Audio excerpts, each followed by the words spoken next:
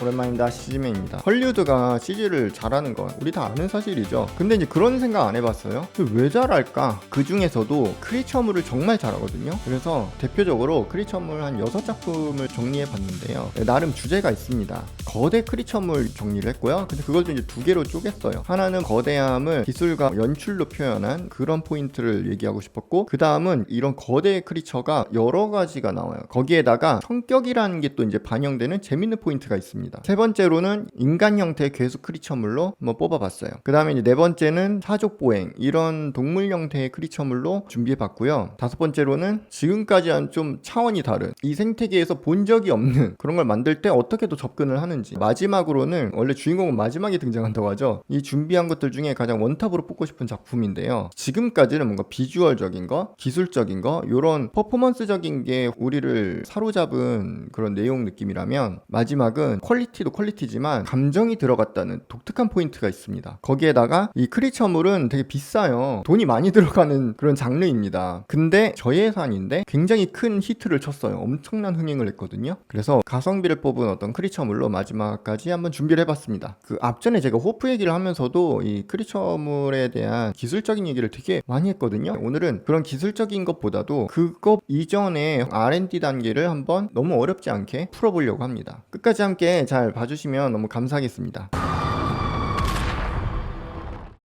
모르는 분들이 없을 거고, 특히나 고질라, 킹콩 이런 쪽 거대 괴수물 있잖아요. 여기엔 전 세계적으로도 좀 두툼한 팬덤이 있어요. 이미 IP가 좀 있는 장르입니다. 여러 가지 시리즈가 있는데 그 중에서도 2014년 고질라를 먼저 첫 번째 이야기로 가져와 봤어요. 감독님이 큰 방향성이 있었습니다. 우리가 많이 생각했던 그런 편견을 깨려고 한 것 같아요. 고질라는 공룡이 아니다. 그러니까 예전에 고질라 디자인이 좀 여러 가지가 있거든요. 원래 이제 일본 거란 말이에요. 그래서 그건 목도 좀 길고 공룡 같은 느낌? 어쨌든 여기에서는 이 고질라를 큰 동물 이렇게만 생각하고 끝난 게 아니라 그거를 뛰어넘어야 된다. 살아있는 자연 재해다. 재해급으로 표현을 해야 된다가 이제 큰 포인트였어요. 뭐 곰이라든지 코끼리. 여기서 또 재밌는 포인트가 씨름 선수, 미식축구 선수, 그리고 뭐 스모 선수, 이런 분들까지 연구를 했다라는 거예요. 아, 되게 창의적인 포인트다. 우리나라도 뭐 어떤 작품 할 때 하기는 해요. 근데 좀 뭔가 깊이가 다릅니다. 제가 뒤에 작품도 계속 얘기하면서 이 부분을 계속 좀 설명을 드릴게요. 그러다 보니까 이 작품을 보면 감독님의 재미있는 개인기들을 볼 수가 있습니다. 되게 안 보여주는 연출을 많이 합니다. 인간의 상상이 더 무섭다. 그래서 되게 은근히 이제 보여줍니다. 그라데이션 노출? 이런 스타일의 연출을 한 것 같아요. 그러니까 연출이 쫀득합니다.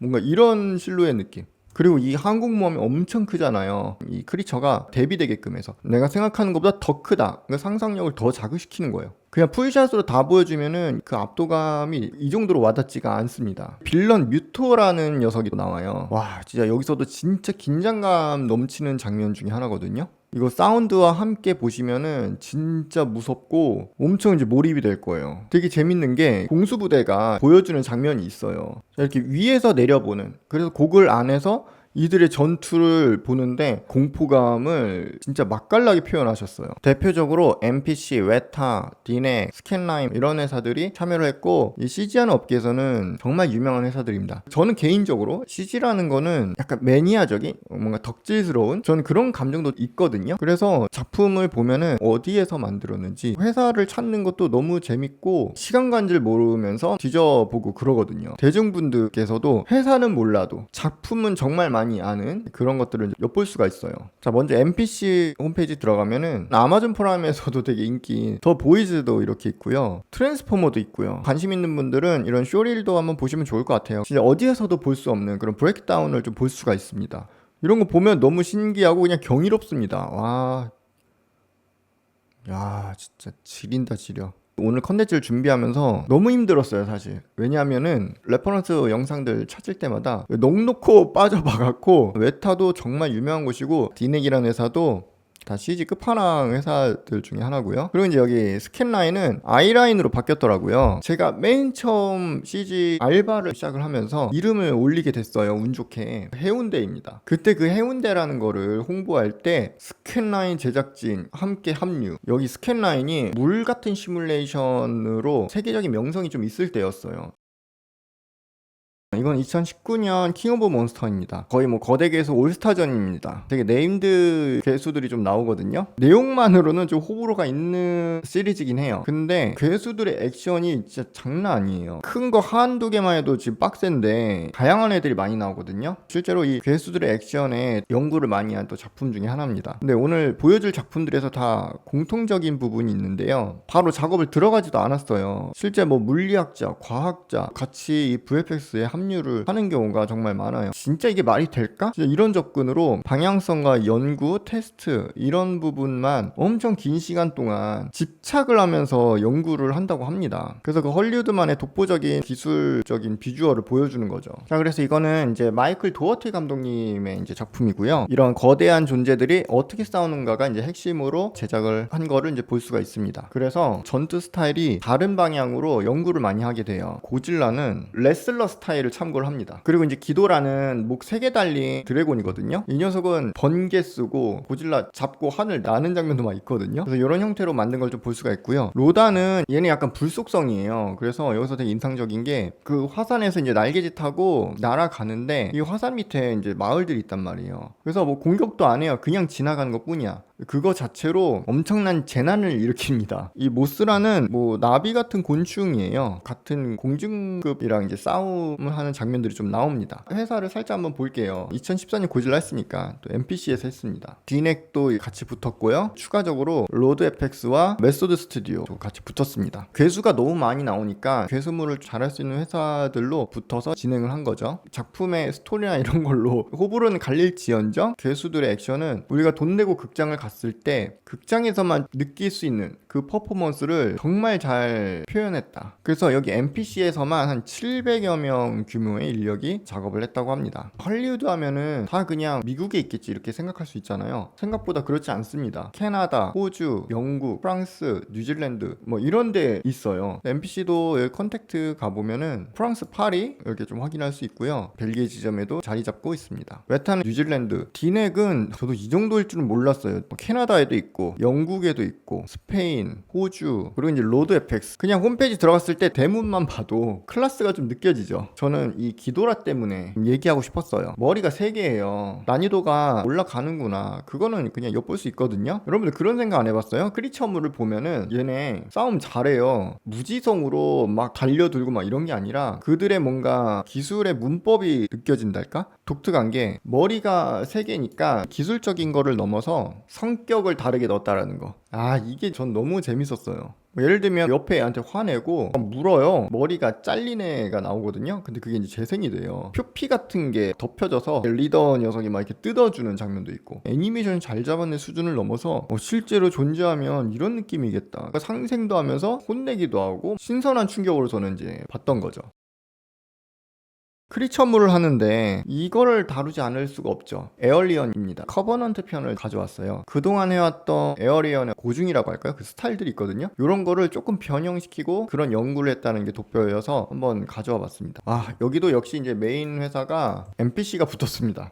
또 PC야. 계속 나오네. 에일리언 하면 여러분들 어떤 생각 드나요? 징그럽죠. 무섭고. 근데 여기에서는 방향을 어떻게 잡냐? 그냥 무서워서 끝이 아니다. 진짜 생명체처럼 느껴져야 된다. 말로 설명하는 것보다는 직접 보는 게 더 이해가 될 거예요. 나 지금 또 혼자 보는데도 무섭다 또.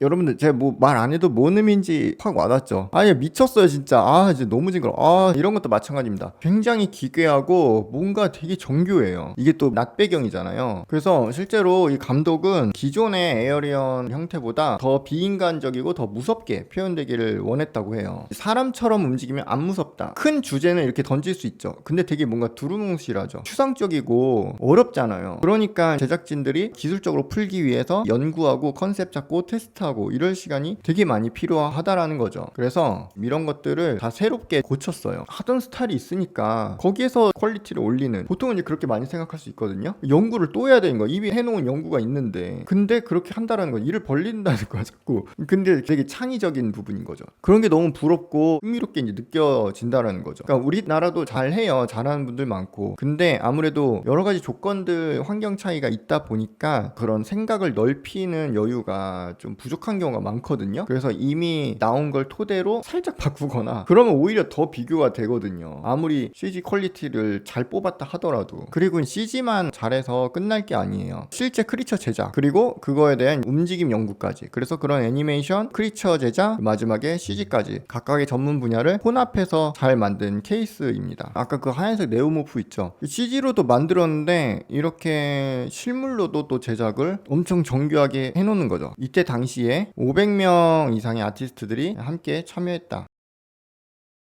사족보행 동물 형태에서 변형된 크리처를 보려는 건데, 앞전에 호프와 연결돼서 영감이 떠올라서 요거를 한번 뽑았고요. 극장 개봉을 하려고 했지만 코로나 이슈 때문에 그러지 못했어요. 그래서 아마존 프라임에 공개됩니다. 가오갤에 나온 성길이 형이 나옵니다. 그래서 여기에는 화이트 스파이크라는 하얀 괴물이 나와요. 나름 히트를 쳤어요. 시나리오적으로는 약간 호불호는 있어요. 근데 이 화이트 스파이크 때문에 흥행했다라고 해도 과언이 아닐 정도의 얘기가 있더라고요. 괴물의 표현이 너무 잘 됐고 그 안에 액션이라든지 비주얼이 볼만하다. 감독은 포식자이면서 엄청 빠르고 되게 똑똑해야 한다라는 이 세 가지 포인트가 중요한 방향이었습니다. 그래서 곤충, 흰개미 혼합해서 연구를 하게 돼요. 뛰는 것 자체는 사족보행 동물을 좀 연상시킬 수 있어요. 다리가 좀 많아요. 이렇게 이제 다리가 많아지면 애니메이션 너무 어려워지고 계산값이 많아집니다. 역할이 차이가 있습니다. 그냥 걷고 땅 딛고 이게 다가 아니에요. 이 촉수는 다리 역할도 하면서 공격도예요. 와, 지금 이것만 보더라도 여러분 느꼈어요? 와, 여기 허벅지 한번 보세요. 여기 근육 떨림의 디테일이, 와, 이 표현이 미쳤습니다. 이거 보세요. 그리고 이제 이 작품이 완전 벌건 대낮에 진짜 수천 마리가 나와요. 엄청 많이 나와요. 양이 그냥 진짜. 그래서 흰개미를 참고했다라는 게 딱 그 장면을 보면은 이해가 될 겁니다. 하얀 녀석인데 대낮이다, 움직임, 텍스처, 이런 모든 것들이 어디 숨길 데가 없어요. 그러니까 이런 고민들이 하루아침에 되는 게 아니라 정말 미친 집착력이 필요합니다. 총도 맞고 주변의 벽이라든지 상호작용도 수동으로 이펙트 작업을 다 하기에는 한계가 있는 거죠. 그래서 프로그램을 개발을 한 거예요. 그냥 자동화하는 걸로. 얼마나 집착하면 툴을 개발을 하겠어요. 이 작품은 주인공으로 이제 톰 크루즈 나오는 작품입니다. 미믹이라는 생명체가 나오는데, 지금까지는 동물, 곤충 뭐 이런 볼 법한 그런 형태의 괴생명체였다면 이번에는 그걸 뛰어넘으려고 합니다. 아예 이 생태계에서 본 적이 없는 걸 만들자. 지구 동물과 달라야 한다. 이런 방향을 잡았다고 합니다. 얘는 일단 속도감이 엄청 중요한 게 포인트였어요. 그러다 보니까 일부러 이제 지구 생명체처럼 이제 안 만든 거예요. 그렇지 않으면 뭔가 납득이 안 되거든요. 처음에는 얼굴도 없었대요. 되게 불규칙한 형태들이 규칙된 패턴으로 있는 느낌이랄까? 미믹이 이제 이거거든요. 엄청 빠르죠. 말도 안 되게 빨라요. 되게 빠른데도 무게감은 유지해야 되는 그런 애니메이션에 엄청 집착을 했다고 해요. 그래서 가장 걱정했던 게 그냥 너무 빠르기만 하고 그러면은 분명히 CG처럼 보일 거다. 이분들도 이제 알고 있었던 거예요. 기사 인터뷰에서도 어려웠다고 합니다. 테스트 영상 같은 거예요. 자, 그래서 이제 최종적으로 이제 보면은 자, 요런 식으로 기가 막히죠. 뭔가 검은 스파게티 이런 식으로 표현을 하더라고요. 재밌는 TMI가 있어요. 요거는 이제 제작한 시리에서는 소니 픽처스 이미지웍스입니다. 우리가 아는 그 소니 맞아요. TV 만들고 플레이스테이션 만들고 일본계 회사고, 소니 그룹 산하에 있는 VFX와 애니메이션을 다 하는 회사예요. 스파이더맨을 영화화할 수 있는 권리를 또 가지고 있어요. 앞서 봤던 회사들 보면 다 VFX예요. 여기는 좀 독특한 게 게임기 만들고 TV 만들고 우리가 알던 뭐 그런 그룹 계열사인데 영화도 하고 그러면서 애니메이션도 해. 근데 또 애니메이션도 잘해요. 이거 아신 분들 많을 거예요. 그때 당시에 이게 되게 센세이션이었어요. 그래서 또 유명한 게 최근에 확 떴던 거, 캐대언 만든 곳이에요. 특이한 회사긴 해요. 전 세계적으로도 잘 아마 없을 거예요, 이런 케이스가. 삼성 VFX 회사가 있는 개념이죠. 그리고 또 조금 더 재밌는 TMI를 하자면 일본계 회사잖아요. 본사는 캐나다에 있습니다.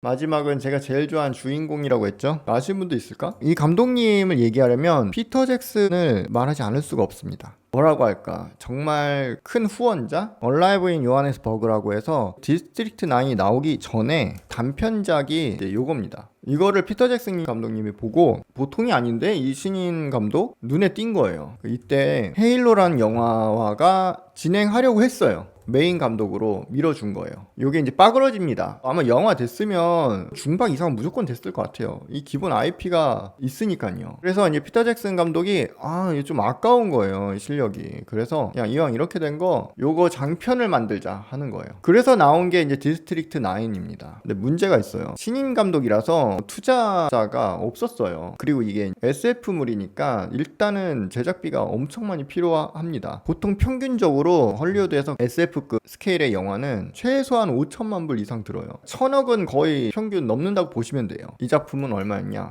3천만 달러 밖에 안 됐어요.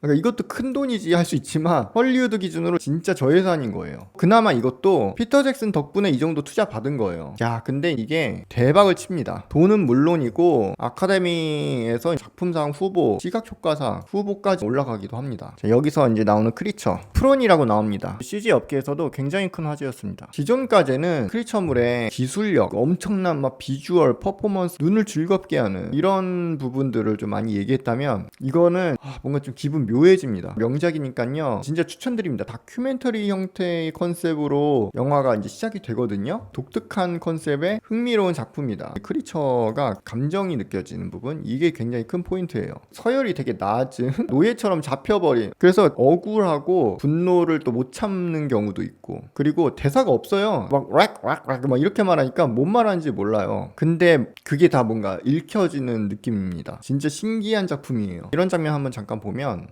열받아서 막 공격해요. 얘가 막 당황하죠. 이거 봐요, 뭐 겁에 질려서 막 이러죠. 이상하지 않아요? 되게 느낌이 징그러운 건 맞는데 그게 눈에 안 들어와요. 외계인이 셀 것 같잖아요. 죽어요. 이거 봐.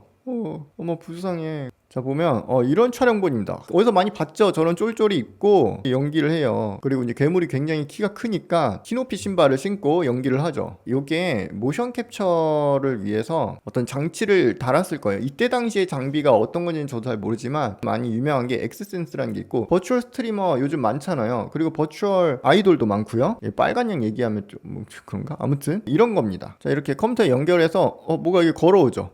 근데 여기 걸어오시고 있는 거야. 움직임 데이터를 이제 뽑을 수가 있어요. 그래서 안녕 하니까 안녕하죠. 이런 복장 많이 보셨죠? 동글동글 블랙 앤 화이트 표시되어 있죠. 몸 동작의 데이터는 뽑는 건 문제가 아닌데, 그럼에도 이런 거를 붙이는 이유는 회전을 한단 말이에요. 뭐 고개를 돌린다든지 몸을 회전한다라든지 팔다리 이런 회전력이 약간씩 차이가 있단 말이에요. 그냥 모션 캡처 데이터 자체는 얼마나 회전했는지 알기가 어려워요. 그냥 뼈다구라서. 여기에다가 크리처 모델링 있을 거 아니에요. 찰싹 붙이는 거예요. 그러면 되게 간단하네 생각할 수 있잖아요. 거기서부터 이제 고생 시작이에요. 떨리고 뒤틀리고 수작업으로 고쳐줘야 하는 게 되게 많습니다. 근데 어쨌든 모션은 모션인데 지금 중요시 얘기했던 게 감정이란 말이에요. 그래서 실제 배우가 정말 진지하게 표정 연기까지 같이 하는 겁니다. 이거는 눈동자 외에는 뭐 더듬이라든지 이런 형태로 얼굴이 돼 있잖아요. 그러니까 굳이 이제 점까지는 안 찍은 것 같아요. 그래서 이 배우의 표정을 참고해서 CG 아티스트 분들이 노가다 애니메이션 한 겁니다. 야, 이거 어디서 했냐? 이 CG 이미지 엔진이라는 곳에서 했습니다. 원래 이때까지는 그렇게 큰 회사가 아니었어요. 근데 요걸 계기로 이 회사도 같이 급부상했습니다. 그래서 지금은 이제 독립적으로 좀 큰 회사로 자리를 잡았고요. 중요 포인트가 모션 캡처와 배우의 연기예요. 이거에 되게 유명한 배우가 있잖아요. 이런 모션 캡처로 다들 아실걸요? 골룸 앤디 서키스라는 배우분이 계시죠. 상도 많이 받았어요. 이런 모션 캡처가 말이에요, 아무나 막 하면 되는 게 아니에요. 전문 영역이거든요. 이것도 실제로 그냥 연기만 하시는 게 다가 아니라 이런 부분을 또 배울 수 있는 스튜디오도 설립을 하셔서 교육도 하고 현장에서도 배우들 코칭도 하고 합니다. 근데 우리나라에도 한국의 앤디 서키스라고 진짜 할 수 있는 1대 모션 캡처 전문 배우분이 있습니다. 저희 유튜브에도 가보시면 김웅래 감독님 인터뷰가 있어요. 미스터고 하셨었고, 경성 크리처, 그 각종 게임 많은 부분에서 이런 모션 캡처 연기를 하십니다. 그리고 얼굴 연기도 되게 중요하거든요. 근데 우리나라도 그런 영화제들 있는데 이런 분들한테는 상 안 주나요? 왜 그 지금 영화제가 연예인들 파티 CG 업계는 그냥 어떻게 해서든 가격 낮춰서 우리끼리 치킨 프로게이머 돼가고 있고, 한쪽은 파티하고, 우리나라는 그런 쪽에 되게 집착하는 것 같네요. 지금 헐리우드는 제가 쭉 정리하면서 느낀 거는 할리우드라고 무조건 찬양한다는 게 아닙니다. 그들도 그들끼리 견제가 되고 경쟁을 할 거예요. 자칫 다른 작품을 따라했다 혹은 아류작이다 이런 소리 들을까봐 그들도 걱정하면서 연구하고 고민할 거란 말이죠. 우리가 만들려고 할 때 고민이나 그들이 만들려고 할 때 고민, 그 시작점은 큰 차이 없을 것 같아요. 근데 그들은 창의적으로 새롭게 하기 위해서 많은 시간과 고민을 한다는 거, 그리고 그런 환경과 문화가 좀 더 앞서 있는 것 같습니다. 제가 근데 너무 막 비판하고 한 게 아니라, 그래서 제 좋을 게 뭐가 있습니까? 저도 이 업계의 종사자인데, 근데 제가 생각할 때 뭐 이 정도까지는 뭐 못할 얘기 같지는 않거든요. 근데 이것마저도 얘기하기가 어려울 정도의 이 바닥이긴 한데, 그런데 이렇게 제가 얼굴 까고 유튜브에서 말할 정도의 상황이다? 갈 때까지 간 게 아닌가. 뭐 제가 뭐 이 업계 어떤 기준이나 척도는 아니지만 이쪽에 오래 종사한 제가 봐도 이제는 뭔가 꿈과 희망, 낭만 이런 게 이제 안 보이거든요. 돈을 떠나서 그런 거라도 보고 힘을 내고 한 건데, 지금은 이제 그것마저도 안 보이니까. 근데 저희들은 그나마 좀 할 만큼 했으니까 뭐 괜찮아. 근데 후배 양성해야 되는데 이제 이거 그것도 걱정입니다. 근데 뭐 저도 직원을 써봤기 때문에 근로자와 사업주의 상쾌하기 어려운 그런 관계 저도 압니다. 세대 차이라든지 이런 것 때문에 그런 고충은 알겠지만, 한편으로는 이런 기성세대인 제가 봐도 빛과 희망이 안 보이는데, 그러니 지금 청년들이 생각하는 고충이 뭔지 알 것 같은 거죠. 무작정 뭐 이렇게 끈기가 없어 버티질 못하고 그러냐라고 마냥 이렇게만 말할 수가 없는 것 같아요.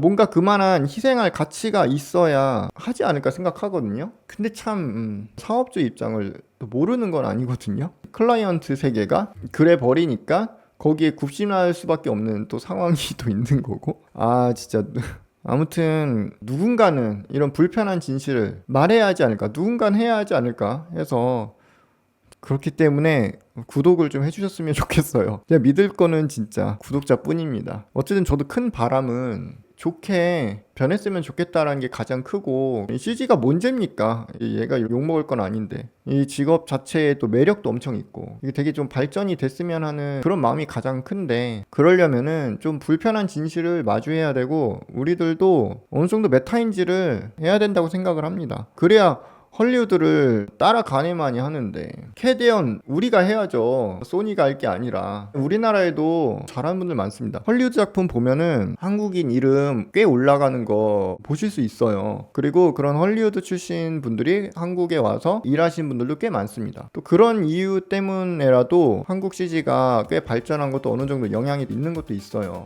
오늘 이렇게 해서 한번 헐리우드 크리처물에 대해서 살펴봤고요. 예민한 얘기도 살짝 한 것 같은데 너그럽게 봐주시면 감사하겠습니다. 수많은 영상들 중에서 제 영상을 클릭해 주시고 끝까지 시청해 주셔서 정말 감사합니다.